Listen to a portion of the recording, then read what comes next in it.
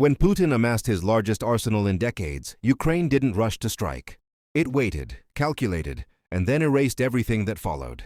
By 2:47 a.m., the Tigers corridor was a fortress of numbers: 1,900 tons of ammunition, 17,800 combat drones, and 2.5 million gallons of propellant.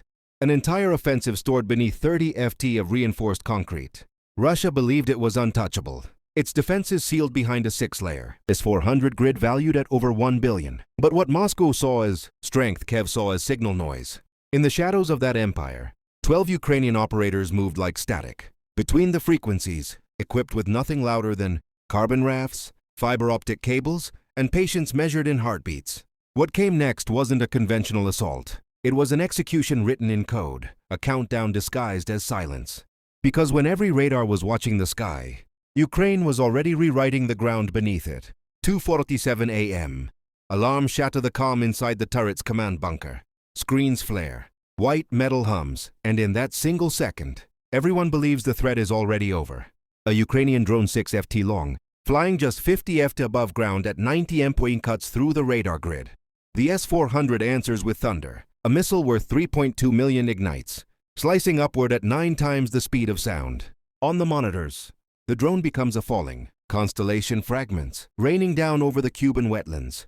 The room exhales. Applause, confidence, victory, they think. But that explosion, bright, enough to be seen from 40 mi away, was never the end. It was the invitation. 3 weeks earlier, after failed talks in Minsk, Russia had amassed a colossal arsenal in the Tikharet corridor. 2860 tons of warheads, 18,000 LAR combat drones, and 2.3 million gallons of propellant, a cache valued at $1.2 billion. They called it the final decisive strike. On paper, it was unstoppable. At ground level, 12 Ukrainian operators were already inside the storm's shadow. Each man carried 1 Javelin launcher, 2 custom FPV drones, and a 30 lb nanocarbon raft light enough to be lifted with one hand.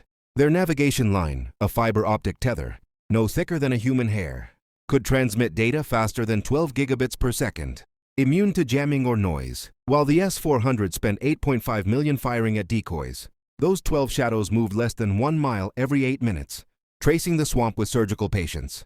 Each ripple on the water was a step closer to the depot's heart. At 2:53 a.m., the first beacon was armed, a device larger than a playing card, transmitting silently across 6 kilometers. The fog swallowed it whole. Above, Russia saw only victory. Below, Ukraine had already rewritten the cost of it. 2:53 a.m. Beneath the fog, the swamp hums with electricity. The ghost team has no lights, no radio chatter, only the pulse of data running through 12 cables as thin as spider silk. Above them, the night sky flickers, and one by one, 6 FPV drones lift off, their carbon shells glistening under the low moon. Each drone carries just 3 kilos of composite, explosive, but together, they hold the power to rewrite a billion-dollar defense system. Their flight path hugs the Kuban River at 4 ft above the surface, moving slower than 40 mph, invisible to radar, inaudible to human ears. The first drone activates its onboard Mimic AI, a processor running 70 million prediction cycles per second, crafting fake signatures across the Russian radar net. Suddenly, one drone becomes 20. The sky blooms with false echoes. At 2:59 a.m., the Russian command center sees what looks like an all-out aerial assault. The S-400 commander doesn't hesitate. Engage all contacts. In less than 20 seconds, 6 missiles worth over 9 million roar into the sky. Their trajectories overlap, forming a pattern that looks like fireworks over an empty sea. From the swamp, the Ukrainian operators watch silent flashes tear open the clouds, their decoys devouring the empire's pride. Each explosion in the distance is a $1 million receipt burned for nothing. But this is only phase 1. The fog, now glowing faintly orange from the wasted salvos, thickens again. Inside that mist, the real attack line is forming. The ghost team recalibrates. Their next move will not be deception, but annihilation. And if you were behind that radar screen, watching ghost targets bloom across your system, would you fire again or would you wait? At 3:05 a.m., the last Russian missile fades into silence. The next sound will not come from the sky. It will come from the ground. 3:05 a.m. The swamp is a black sheep, interrupted only by the soft scuff of 12 O's and the whisper of nanocarbon holes slicing water. The ghost team moves like a rumor.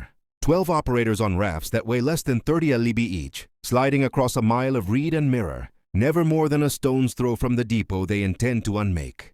By 3008 a.m., they are already ghosts inside the terrain, each man carrying a single anti-bunker launcher, 2 tethered FPV drones, and a handful of devices, the size of credit cards that will turn the enemy's confidence into a map of their own undoing. The beacons go down first, small, silent, broadcasting a pulse no louder than a heartbeat across 6 kilometers. Together, they create a false grid that will sing to any sensor that listens for order. The fiber tethers spool like spider silk behind the first drone, 5 m long, thinner than a human hair, carrying a video feed faster than 12 Gbps per second. A private line that the team treats like a lifeline, never a broadcast. 310 am, the mud begins to claim boots on the far side where patrols move heavy and loud. Engine noise chokes in the muck. Response time drops to crawl speed, and every truck that answers the siren becomes a promise they cannot keep. The team places a decoy cable, a thin nylon ribbon that glints under the moon, and a deliberately noisy flare snaps the air into a chemical glow that masks heat signatures for precious seconds. Then the moment every plan depends on an operator feeds a spare FPV into the water. It detonates in a 2 lb distraction that overloads hearing and focus, and the Spetsnaz who followed a single filament stumble into the swamp like men caught in a net. At 3:13 a.m., one microscopic fiber strand betrays them, a trace stuck to a boot, a single clue the enemy can follow. And for the first time, the team tastes real danger. They respond not with guns, but with tradecraft draft biosem smoke that eats infrared, a decoy line that reroutes pursuit, a timed self-destruct that erases a trail. By 3:15 a.m., the hunters are mired, scrambling in mud and humiliation, and the ghost team, bloodless, battered, silent, has closed.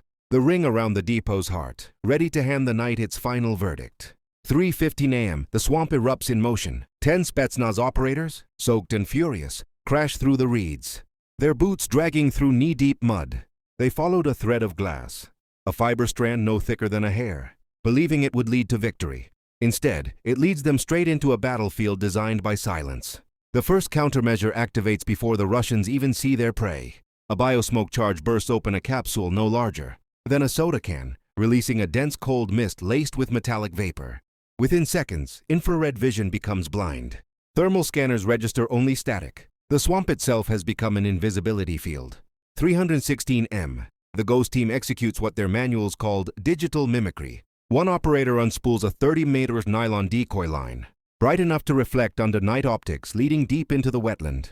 A second operator sinks a false control hub, an empty metal pod with an embedded beacon pulsing at 30,000 Hz, just enough to lure sensors off course. The Spetsnaz take the bait. They advance fast, shouting coordinates into comms that no longer connect. Every footstep costs them seconds. Every movement drains heat from their limbs. Then a precise crack splits the air. The self-destruct of a spare FPV drone. Only 2 pounds of charge, but enough to saturate every sensor within a 100-yard radius. For 20 seconds, sound itself collapses into distortion. 3 a.m. The Russians are deaf, disoriented, and trapped waist-deep in the same mud that once guarded them. Their own engines idle nearby, useless in the mirror. Above the chaos, Ukraine's 12 operators reappear as shadows on thermal feed. Not running, not hiding, but repositioning. They've turned the battlefield into a firewall, a living system that blocks pursuit and isolates the target. The Spetsnaz are now a part of the landscape, not its masters. By 22:21 a.m., the storm of steel stands exposed, surrounded by ghosts who own every variable. The S-400's radars hum in confusion, its operators seeing phantoms. Where walls should be, the stage is finally set, not for survival, but for deletion. 3:21 a.m. The swamp falls silent again, but this time it's not peace. It's the pause before an execution. 12 operators soaked to the bone, recheck their bearings against a map of light pulsing on their tablets. 6 green signals for drones, 3 blue for missile crews, and 1 red icon marking the depot's command shelter. Everything beyond that dot is expendable. 3:23 a.m. The launch order comes in one word: execute. 4 FPV drones rise from the reeds, tethered by invisible fiber lines. Their rotors whispering at less than 40 dB. Each carries 3.5 kilograms of shaped composite, enough to pierce radar arrays or melt circuitry on impact. Behind them, 3 Javelin launchers rest on tripods, their targeting optics glowing faintly blue. The attack will hit from 2 layers: precision from the air, destruction from the ground.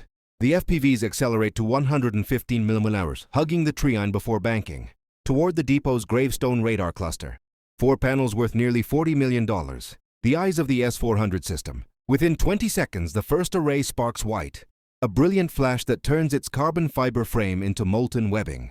Simultaneously, the Javelin operators fire. The missiles climb to 600 meters. Curve and dive a maneuver, calculated by onboard processors running over 75,000 adjustments per second. Each impact carries the force of 300 eLebaun of precision-shaped. Pressure designed to detonate. Inside concrete, not outside. At 3:26 a.m., the first bunker implodes. Pressure rebounds against its own walls, multiplying in milliseconds. The depot's roof folds inward like tin. A second javelin lands a heartbeat later, igniting 1,800 tons of munition stacked beneath reinforced columns. The blast swallows everything within a 2 mi radius. Yet what matters isn't the explosion. It's what vanishes after. Signal loss, total silence, and the instant blindness of a billion-dollar defense system. By 3:28 a.m., the Ghost team has already withdrawn. No trace, no heat, only the echo of data in a battlefield that's just been permanently erased. 3:28 a.m. What used to be a fortress now glows like a womb. The Taikor Depot, once the beating heart of Russia's southern offensive, is gone, replaced by a crater nearly 160 meters wide and 40 meters deep. Satellite uplinks flicker, cameras short out, and every Russian signal within a 20-meter radius flatlines. The silence is louder than the blast. 3:30 a.m. NASA's firm satellite orbiting 400 miles above records a heat bloom, measuring 2,800 megawatts of thermal output hot enough to be seen from space. Hotter than a volcanic eruption. The data reaches open-source analysts before Moscow can censor it. Within minutes, the world knows something unthinkable has happened. Inside what remains of the command structure, chaos spreads faster than fire. 21 senior officers, logistics, artillery, and electronic warfare specialists are gone. Their encrypted network collapses under its own weight. Messages sew up and buffers never delivered. The entire southern supply grid, more than 400 artillery units, dependent on that depot goes dark. Ammunition requests timeout. Convoys stop mid-route, idling in mud, headlights cutting into fog like lost ships. By 4:10 a.m., the ripple effect has reached the Dawn base front. Batteries that were supposed to fire 200 shells per hour now stand silent. Commander radio for orders that will never come. The billion-dollar radar system, the Gravestone Array, has been reduced to slag, and its replacement queue stretches months, not days. 4:45 a.m. Russian response teams arrive to find nothing to save, only smoldering alloy and boiling water. The ground itself radiates heat strong enough to distort drone optics.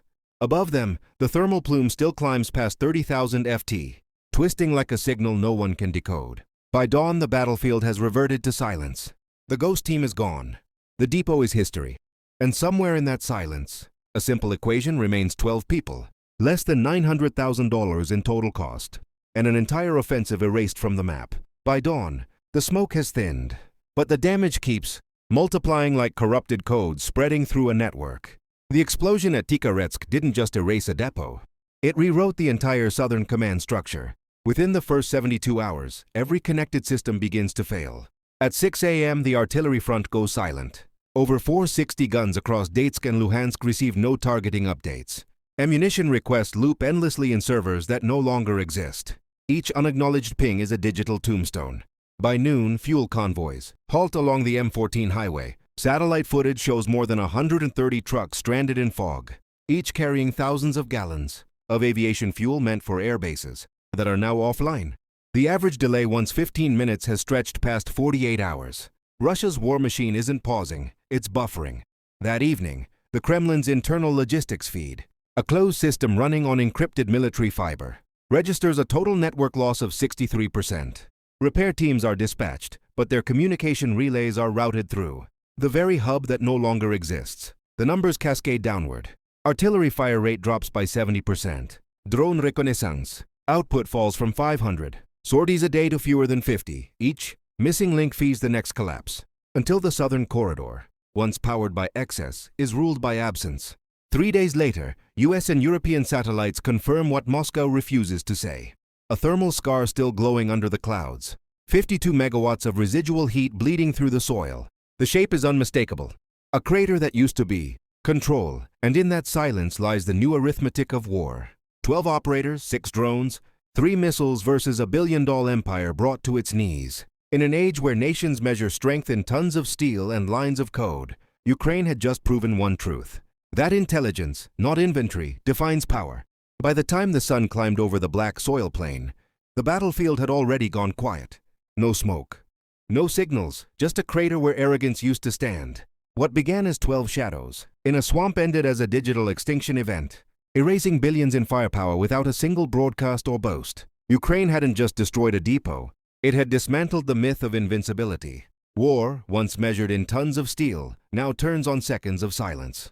And that silence, patient, coded, deliberate, has become the most powerful weapon of all. So tell me, after everything you've seen tonight, what matters more, the size of an army or the intelligence behind it? Drop your thoughts below, and if you believe precision should always defeat power, then stay, subscribe, and join us for the next operation.